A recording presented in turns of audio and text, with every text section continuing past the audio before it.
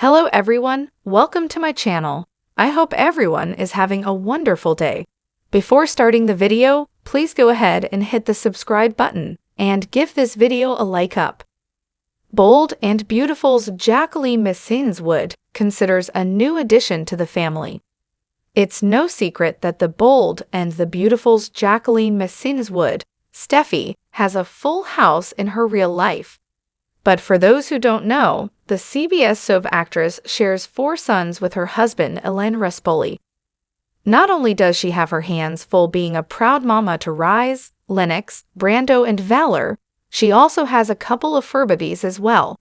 So could you imagine if she added one more to her family? Well, it appears she would never say no to that. Stars from Asterisk, all Asterisk, the soaps take a stand on a matter of life and death. Wood posted a couple of photos featuring someone who caught her eye, and though the big brown beauty in the background was clearly roaming in its natural habitat, it didn't stop her from wanting to take the cow home. "Do you think my husband will notice if I take her home?" Wood asked while posing in a flowing white dress, wearing a cowboy hat and boots to match. Her post caught the attention of the young and the restless Tracy E. Bregman, Lauren, who recently made a crossover to Wood soap and has owned a large animal or two in her day in the form of horses. "Not at all," Bregman responded. "Follow me for more relationship advice." Speaking of her husband, Wood also shared a few pics and a video of her and Ruspoli from this year's Stagecoach Festival, which was held last month in the Coachella Valley in the Colorado Desert. Annual recreation of Mexico's Cinco de Mayo victory over French is part of family history for some. While we don't know if the couple plans to add any more babies to their fold in the future, it's not likely a cow will land in the mix anytime soon.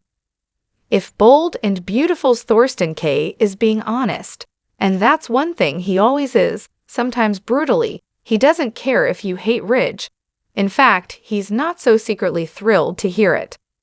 Stars from Asterisk, all Asterisk, the soaps take a stand on a matter of life and death.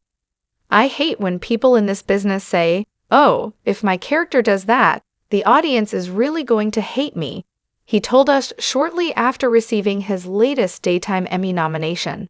"I don't care if the audience hates me or not. If you're going to play a bad guy, make him awful. To do something or play something so someone out there will like you. I do that with my kids, not the audience."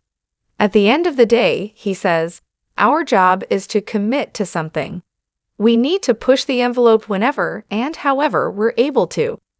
Sometimes," he admits, "that's easier than others." That certainly was the case when working with John McCook on the scenes surrounding Eric and Ridge's conflict. In fact, so strong was that material that both of the men landed Emmy nominations by including seeds from the storyline on their reels. "We're all sons, and some of us are father," explained Kay. "So when you play that on screen, it's easy to get sucked into, both as an actor and an audience." It also provided a nice break from the decades-long saga of Brooke and Ridge, who have been pulled apart and pushed back together more times than a set of Legos. "Anytime there's a party at the mansion, I look around and my wife has slept with everyone there," jokes the actor. That's kinda lost its sting over the years. That includes the current scenario, in which it's not an outside force threatening to cause problems for Brooke and Ridge, but rather her decision to keep him in the dark about Argie's current angst. "It's always good to have a new dynamic to play," he muses. "Obviously, it's a soap opera, so the relationships are important, but we're not exactly spring chickens anymore. It might be time for Brooke and Ridge to act like the grown-ups they are supposed to be." As for the Emmy nomination, Kay admits he largely let Eva Basler, the soap's vice president of communications and talent/public relations, select scenes for his reel. "She knows her stuff, and she knows what works far better than me," he acknowledges. "When you're picking Emmy reel materials, you don't know who the voting audience is, so it's hard to know what might resonate. I don't watch myself, so I leave it to other people to pick, based on what they think or know worked. Bold and Beautiful loves to throw twists and turns into storylines, but a recent beat being played in a front-burner plot has left us scratching our heads. Why do they continue to hammer to death a plot point that makes no sense and could end a loving relationship for good? Stars from all the soaps take a stand on a matter of life and death. When Luna woke up in Zendi's bed and realized she'd had sex with someone other than her boyfriend Archie, she was horrified on a number of levels, but right from the get-go, she went easy on Zend. And we're not sure why she's cut him so much slack. Yes, Zende thought Luna wanted him. She even said, "I've been waiting for you," or some such come-hither type phrase. So he believed that he had her full consent. But the fact is that he was well aware that Luna was head over heels in love with his cousin. And as a few characters have pointed out, most notably Archie using his fists for emphasis, Zend would have known full well what he was doing was wrong.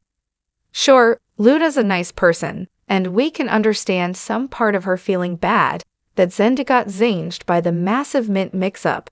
We felt bad for him too, but it's not like he's entirely blameless. Zende willingly chose to betray his cousin, and to add insult to injury, he made an unflattering presumption about Luna that night as well. The designer had to have assumed that Luna was the kind of person who would kiss her boyfriend goodbye, and then sleep with his cousin immediately afterwards. Another reason he should have put on the brakes. He knew Luna had been drinking champagne at the party, which could have affected her decision-making.